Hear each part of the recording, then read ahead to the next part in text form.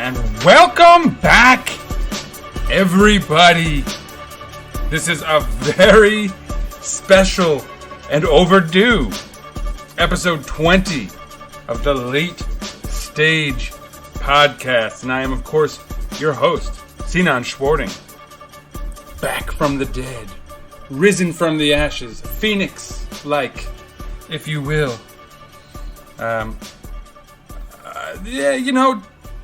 Felt the itch night before Thanksgiving, trying to get all my politics out of me. Felt like I had to come back. And it's, really, there's so much more to do with this podcast. I wanted to get back to it. That said, I'm changing up the format for this one. And I think this is a semi-permanent change, although this isn't going to... I'm still going to focus on topics in the news. This is still largely going to be a news / sort of politics podcast. But this time I felt like I needed to address something specific, a specific type of misinformation that I noticed making the rounds out there.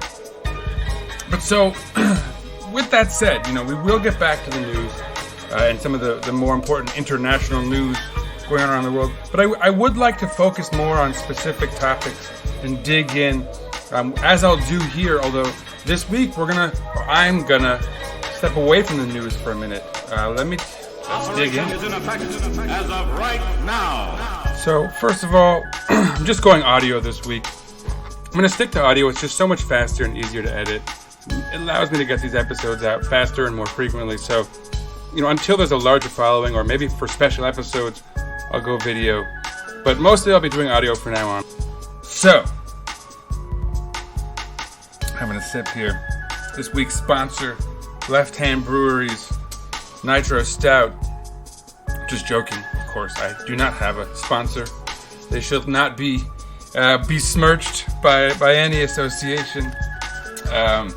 Just manifesting. If you're out there, it'd be ironic if Left Hand Brewery was like super right wing, had no interest in this podcast. But nevertheless, who knows? Maybe we can get a good beer sponsorship out of it.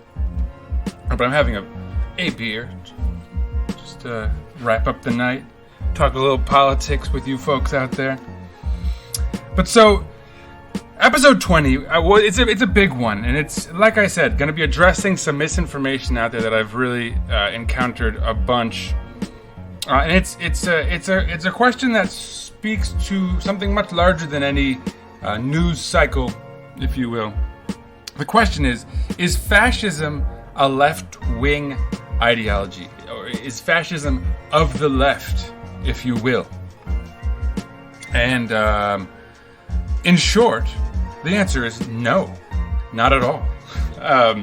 But the reason I'm even asking the question is, as I said, it's become something of a talking point among the sort of too online right.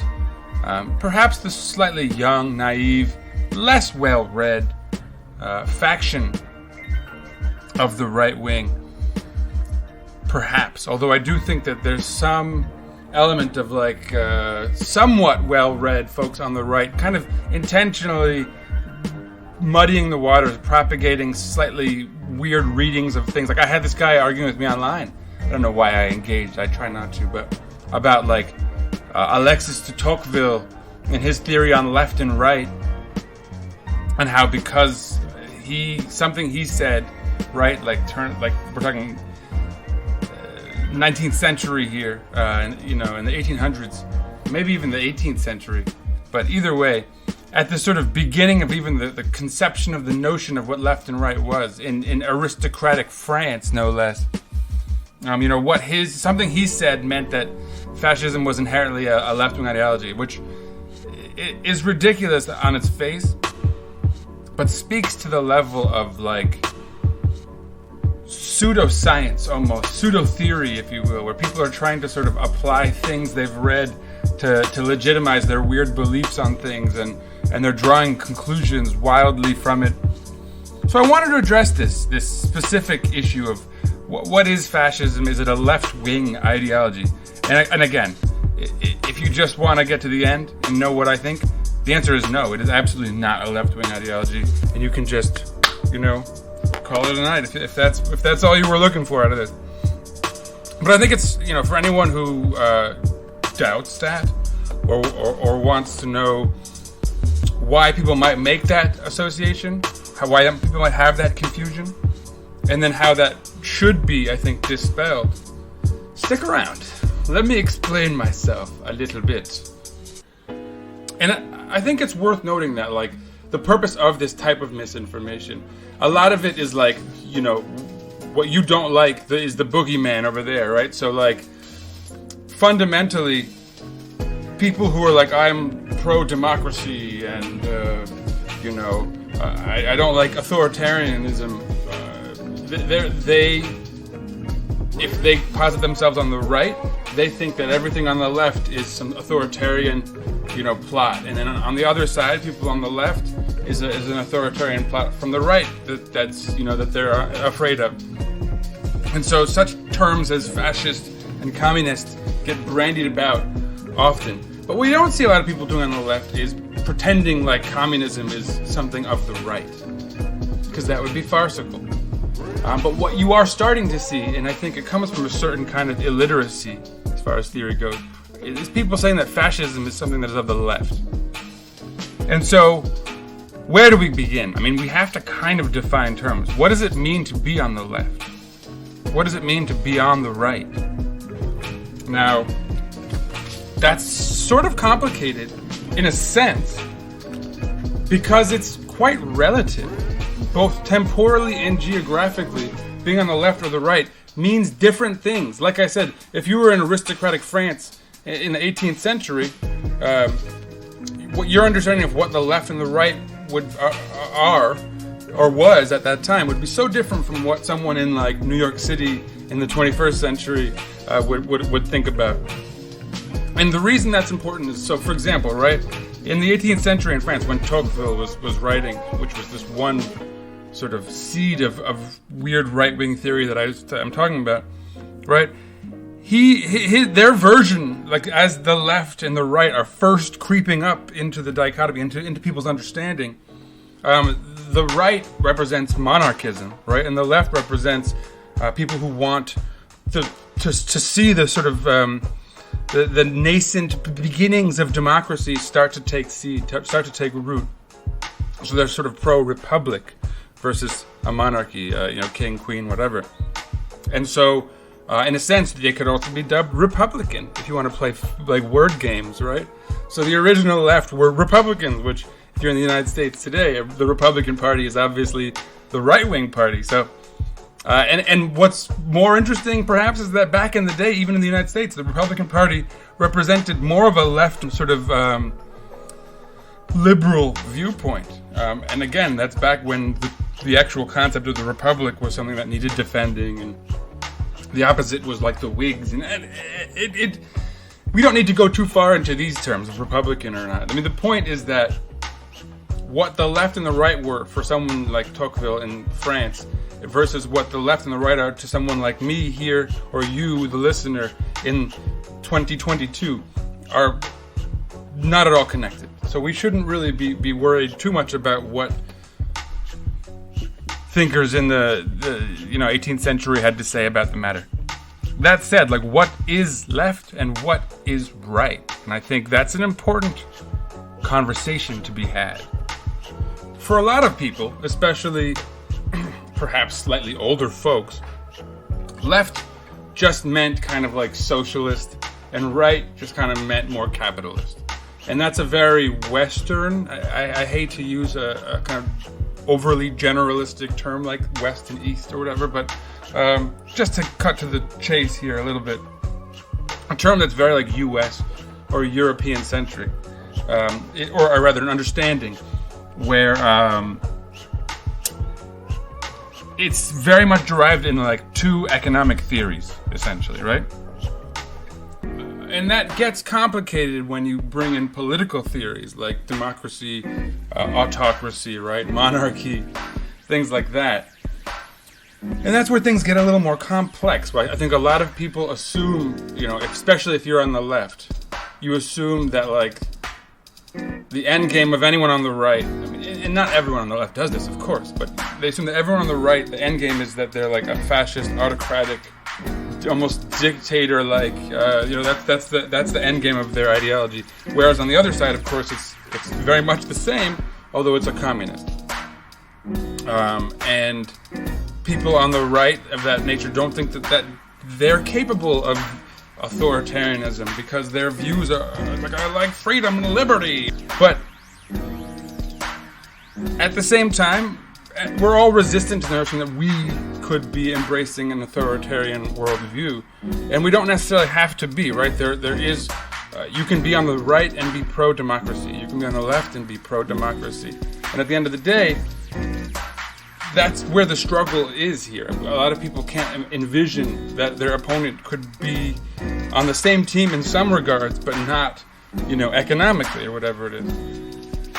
And so, like, one way that younger people, for anyone who's older out there, are trying to address this is they've sort of tried to add nuance, and they throw politics onto a quadrant. They call it the quote-unquote political compass. And they break it up as, like, on the x-axis, it's like it's left and right, whatever that means. And then there's a y-axis where you have authoritarian and libertarian. So you could be on the left, on that quadrant, right? The top left, you'd be a left-wing authoritarian. Top right, you'd be a right-wing authoritarian. Bottom right, you'd be a right-wing libertarian. And bottom left, you'd be a left-wing libertarian. And I think the compass falls apart almost immediately when you look at that term. Because libertarian is an already fairly well-articulated political worldview, which actually sits somewhere on the bottom right of that compass, where you have a very right-wing view of economics, pro-capitalism, but very lenient view of autocracy, right? Or how authoritarian the government should be. And so, on the one hand, it's an inadequate compass or quadrant because the terms are muddled up right from the start. The libertarian isn't. There's not a sliding scale of libertarianism. Libertarianism is a fairly well-articulated worldview that belongs on that compass somewhere. And so, in fact, right, instead of saying left and right, I think you need to understand that, like, economically, right, you have an economic policy of socialism on one side, and you have an economic policy of capitalism on the other, and that's the kind of left and right. And on the y-axis, you have a scale of authoritarianism from a very strict government to a very lenient one, right? Autocracy and democracy, ultimately. Although, you could even argue that there are democracies that are fairly autocratic in how many freedoms one has, and certainly a lot of people on both sides of the political world would agree with that to some extent. So this is, again, where the problem of even trying to place this on a quadrant becomes complex and inadequate. And I think left and right have to be more nuanced, because you could be on the left in, say, Japan or China or Thailand or Russia. And those cultures, comprised of many ethnicities and regionalities and whatnot, are very much more collectivist. Which means there's a fundamentally more... There's an inclination towards a stricter set of social rules. So you could be on the left and the right, or the right, in one of those cultures, and still view authoritarianism or be more open towards authoritarianism as something that sort of needs to be instituted. Whereas, like, an individualistic society, right, like here in the United States, the right wing is hyper-individualistic. And they view even, like, the post office as, like, a incursion into their personal right. I mean, this is like a sort of hardcore libertarian thing. But anyway, point being, a conservative person in Japan could be super collectivist, and the tradition that they're defending, their cultural tradition, their origin, whatever, is a collectivist one, and so that's what they think needs to be preserved, right? Whereas here in the United States, you a lot of people on the right have a very individualistic understanding of what they're preserving culturally. And so, in that sense, the right wing is different and differs ideologically in a very fundamental way in Japan today versus in the United States. And those are just two random examples, right? In China versus in Belgium, you know? But so, I think it's important for people to understand nuance, right? Now, fundamentally, there's socialism and capitalism as economic policies that can kind of loosely place you somewhere on some sort of an axis, a left-right axis. But then there are deviations, right? Nationalism is a key component.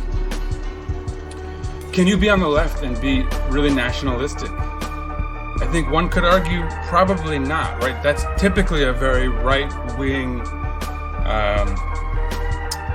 practice, ideology, thing to care about. But I'm sure there are a ton of people who identify as being on the left who think, they're purely collectivist, socialistic, whatever it is that they think defines them as being on the left, but they love their country a ton and want to wrap themselves in a flag. Now, technically, that could be defined as National Socialism, which is a whole thing unto itself.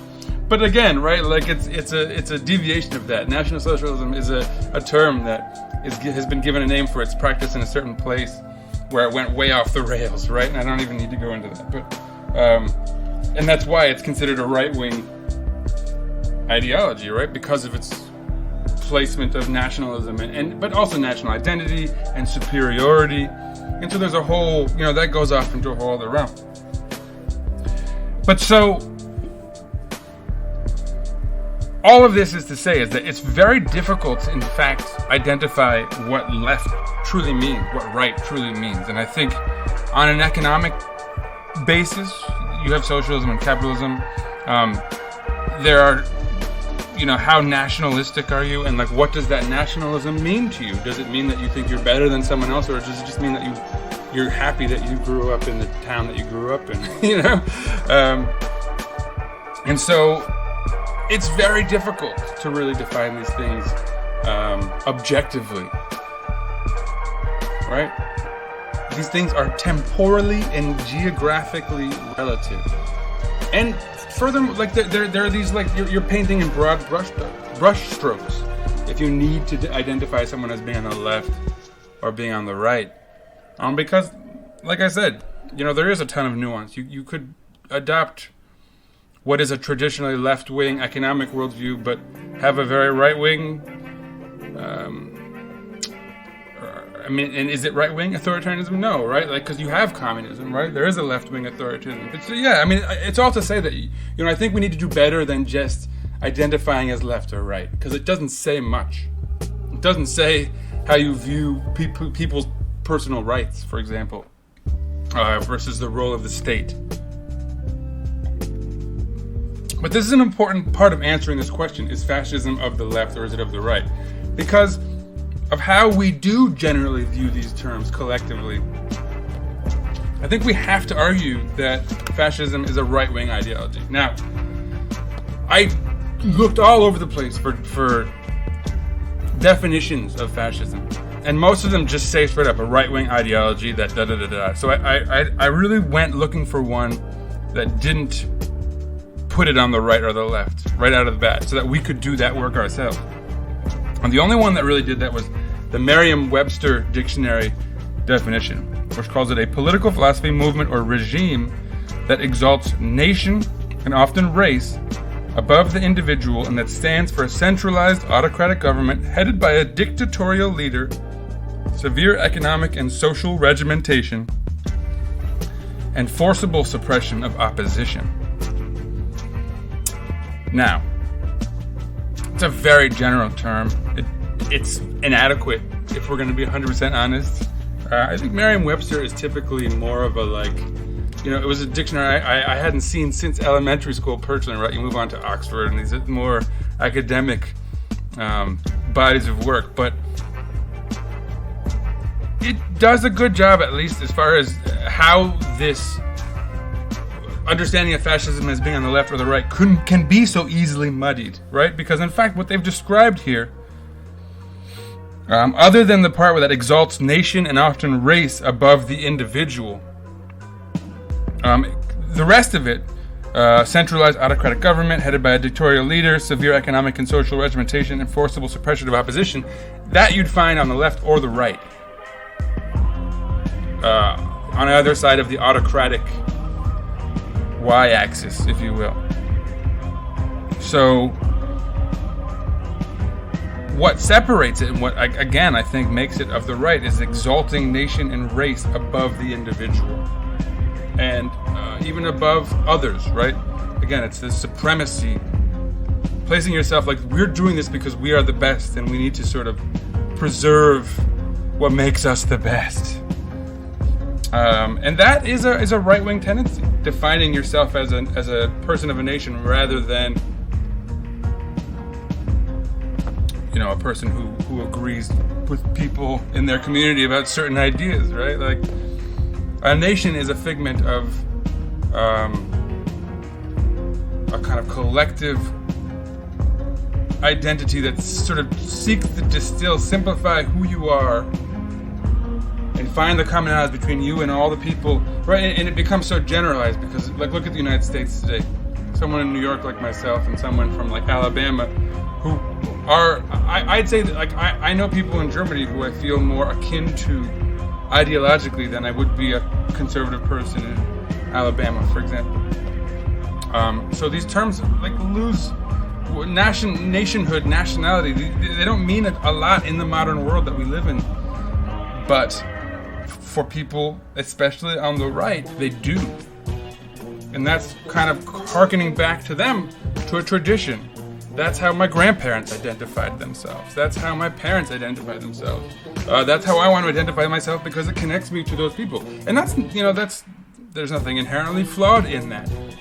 But then again, it's when you start to place that, we have to go attack these people, we have to genocide these people, we have to kill these people because they're inferior, and they either need to get out of here and stop, polluting our gene pool, our national identity, or we need to get them out of here or whatever. And that's where you start verging into something of a specific ideology. Now, the history of the concept of fascism itself comes from Benito Mussolini, which adds some complications to this. He had a group called the Fascisti, the Fasci di Combattimento. Fasci is the plural of fascio, a bundle. So bundles of combaters, right? People, bundles of soldiers, something like that. But so, the reason Mussolini being the father of fascism, the concept, the reason that's sort of complicating is that Mussolini was a socialist. He was a socialist journalist. He wrote for the Avanti newspaper in Italy, and was a card-carrying socialist. In fact, he joined the PSI, or the Italian Socialist Party, but in 1912 broke away from them because he advocated military intervention in World War I. The socialists at the time didn't want to get involved in any of that mess, and Mussolini disagreed, like, quite to such an extent that he was expelled from the party, from the PSI.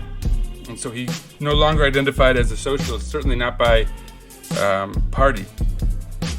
In 1914, he went to war. He joined the war, joining the Royal Italian Military, and then was wounded in 1917, 3 years later, and discharged, upon which he denounced the socialists. He said that they needed to focus more on Italian nationalism, right, rather than the kind of internationalism of the sort of communist movement of the time, and certainly the socialist movement, which is essentially the economic policy without the autocratic political philosophy. At least on paper, that's what it means. So he wanted to focus more on what he referred to as revolutionary nationalism, which is what he founded the fascist movement on. He opposed, at this point, breaking from the socialists, he opposed egalitarianism and class conflict, instead sort of believing that the classes needed to reunite, or unite in the first place, I guess, over their shared sort of national identity. Okay. But so at that point, he has announced that he's breaking away from socialism and starting his own thing. And this is where it becomes a right-wing movement, where it embraces nationalism and like the national identity over the notion of like improving everyone around, the individuals, and like furthermore, like at this point, Italy has expanded into realms, into Africa, Ethiopia, Libya, and they're actually bringing people from those colonies back to Italy, giving them citizenship. So the definition of what it means to be Italian is starting to expand, and he is very opposed to that. And in that sense, he's very opposed to the socialists. And while he adopts some of their economic ideas, he actually diverges from them quite a bit too. Now, what people refer to as some of the key elements of fascism, in practice, like the police state, the cult of personality. Again, a lot of those things are common of any autocratic state and could be found on the left too. Now, the nationalism aspect and how it gets played out politically is where it becomes a right-wing ideology. And like you'll see genocide, right? So for example, right, in Libya, which I mentioned was one of their colonies, he instituted what was called the pacification of Libya, where they stopped allowing Libyans to come to Italy and become Italian citizens, enraging them, right? Started confiscating their land for their own purposes to sort of develop resources for their own war machine back home, knowingly enraging the locals there, the native people of Libya, essentially to create the excuse of eradicating them, which they then did very much genocidally, right? Very heavy-handed approach using chemical warfare, some of the early instances of it, testing on humans naturally. And so this is where nationalism played out on the political level, right? Where you see policy instituted based on the ideology start to come into shape. And it's genocidal, and it's based on this notion of ethnic supremacy, that these people are expendable, and just their resources are ours to feed our war machine with, so that we can expand as we need to, because we deserve it as Italians, the best, people on earth, etc. So that's very much against. It's really important to note that communism, left-wing authoritarianism, is an internationalist movement, and it seeks to bring the workers of the world together to seize the means of production, right? It's probably worth noting, I'm not a communist. I'm not a fascist, obviously. I'm not on the right at all. I'm on the left. I consider myself to be on that scale of leniency, quite lenient as far as social policy goes, but to the left economically, where I think we have to create some measure of equality, equal starting ground, where nepotism and stuff like that, some of the really nasty, pervasive aspects of capitalism, I think, need to be undone. But so I'm not a communist. I'm not pro-authoritarianism. In fact, I would define my politics as mostly being anti-authoritarianism, anti-colonialism, anti-racism, anti-bigotry. Basically, I think everyone should be given the ability to flourish as much as a society can provide that, right, economically. And then beyond that, meritocracy is the rule of law. But that's me. But so what I'm saying here is I'm not defending communism or anything in this sort of lecture.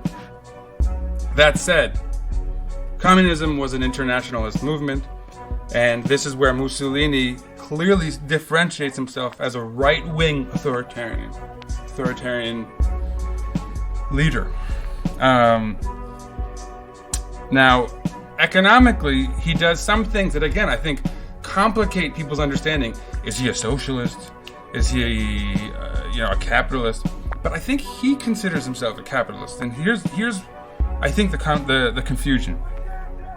Now, there's no doubt, by 1935, Mussolini's government controls 3/4 of Italian businesses. But what he's not doing, he's very invested in the notion of corporations and kind of guilds and people having their own companies, but that they're sort of propped up by the state. So people still have private companies. They're just run by the state or funded by the state or what's the term? Subsidized, right? Subsidized by the state, essentially. So while they're owned by the state, they're run by private citizens, and they're still operating as separate entities, private entities, with state backing. He did create a ton of massive projects, railways throughout Italy. He drained the Pontine marshes, outside of Rome, which famously, there was a malaria outbreak that was sort of persistent in Rome for centuries, right? Like, if anyone who knows about literary history, Keats went to Rome and died because he got bitten by a mosquito. I don't remember what they called it, the love bug or something, which is something stupid. But in fact, it was just, malaria from the mosquitoes. So, on the other hand, by just removing the marshes entirely, I think he created other, ecological issues from from areas that had been marshes, and everything that sprouts from just changing the terrain of land overnight. But he did do that, and certainly I think for people dying of malaria left and right, they're happy not to have to do that anymore. So I think a lot of people view his heavy-handed approach to the economy as somewhat socialist. But he did very much preserve private entities. He didn't seize industries and seize the means of production as socialists spoke of. And in fact, he coined what was called a corporative system. In fact, he has a famous quote where he said that fascism should more properly be called corporatism because it is the merger of state and corporate power. Now, famously, George Bush gave a little speech when he was still president where he said that the U.S. should be, and now this is more paraphrasing, but he said the U.S. should be called the corporatist states of America rather than the United States because we're such a pro-corporation, right? I don't think he had Mussolini in mind when he said it, but it's important to note what corporations are. Even in the United States, the original U.S. corporations were these contracts essentially written between the state and individuals to build bridges or, again, fairly large public land projects that would benefit people and commerce of certain towns, cities, and regions. So the U.S. corporation itself is a fairly government centralized concept initially, right? That branches out into more of an individualistic enterprise as the American ethos kind of starts to incorporate that individualism increasingly in its understanding of freedom and individual rights and human rights and all this. So, the logic of the corporation here in the United States was almost exactly the same as that which Mussolini was working with when he was trying to create this corporatism back in fascist Italy. So very much, it ends up being a very pro-capitalist economy, and many of those companies that he helped prop up back then, like Fiat was one, still exist to this day. So I think we can make the argument that economically it's a capitalist inclined government with traces of nationalism forming so much of the identity of what he wanted people to think of themselves as, that it does become a right-wing notion of nationality, of nation, and of national identity, of who you are versus who other people are, and what your worth, what your value as that person is. Exceptionalism is a term, right? People here in the United States like to call themselves exceptionalists. And they on both sides of the spectrum to some extent, at least the Democrat-Republican spectrum, they say, oh, we're U.S. exceptionalists and proud of it. But what that means is that you essentially think that because you're in the United States that you're exceptional, right? That you're better than someone else. And of course they'll spin that if they want to more on the left. They'll say, no, we mean, that living here is better than somewhere else, right? Whereas some people, especially on the right, will wholeheartedly say, no, like, we're better, Americans, America, right? So again, like, there is a kind of right-wing understanding of nationalism that is carried through to fascism. So as such, right, economically capitalistic, as far as understanding nationalism, it's more of a right-wing understanding of it, of identity. And so, I think it's kind of incontrovertible that fascism is a right-wing ideology. It doesn't give an excuse to people on the left. There is such a thing as left-wing authoritarianism. Communists were certainly left-wing authoritarians. But yeah, I mean,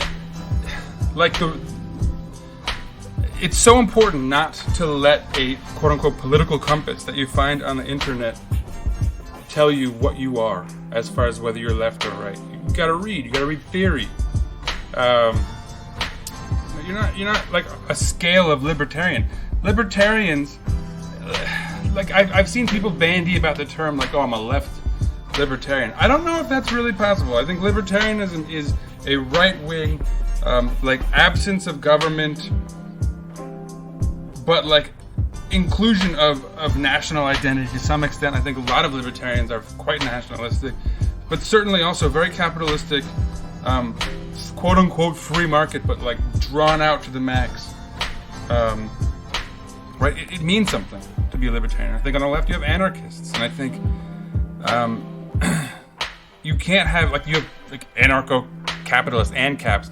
That's also like, no, that's an oxymoron. Anarchists don't believe in capitalism. It's an impossibility, because if you're on the left and you fully believe in a completely lenient state that's not telling you what to do at all, you're doing away with like national identity. That's core, right? Like Bakunin, in talking about how like it's not like anarchism, his political philosophy, anarchism, wasn't about abolishing the state. It was about differentiating what parts of the state needed to be abolished, and a lot of that was the identity and the sort of nonsense about superiority, and keeping the sort of notion of the collective and like people working communally towards making everyone's lives better, incrementally, together, right? Collectively. Like that's the important notion there that I think makes anarchism impossible with the right-wing ideologies that make them right-wing. Capitalism and nationalism, to the extent that, like, I don't think an anarchist can be nationalistic. That's part of the state that the theory of anarchism is abolishing. So, anyway, all that's to say, avoid those political compasses, do your own reading, read your own theory, figure out who you are after you take in a lot of other people's ideas on all sides of the spectrum. Read Hegel to know what he thinks about the dualism on the right, and all of his stuff. But read Foucault on the left. Who sort of tries to break things down and sort of is a key figure in the postmodern, like breaking things apart and changing our understanding of traditional norms and all of that. So the breaking down of these things, whether you believe in it or not, it's fascinating to read about and to help figure out who you are. I don't agree with Foucault a lot, and I almost never believed in Hegel, but I read them both. Lacan is annoying to read, but there's something nice about like actually getting through it, having understood it, struggled with it maybe, and saying, I like what he's saying here, but that other part sucks. Like, there's stuff on the left that I don't agree with, and that's why it's good to break away from just a simple left-right axis. And I think the compass provides at least a little more depth, a little more nuance, but it's still inadequate. Right? We have to really place ourselves on a larger spectrum somehow.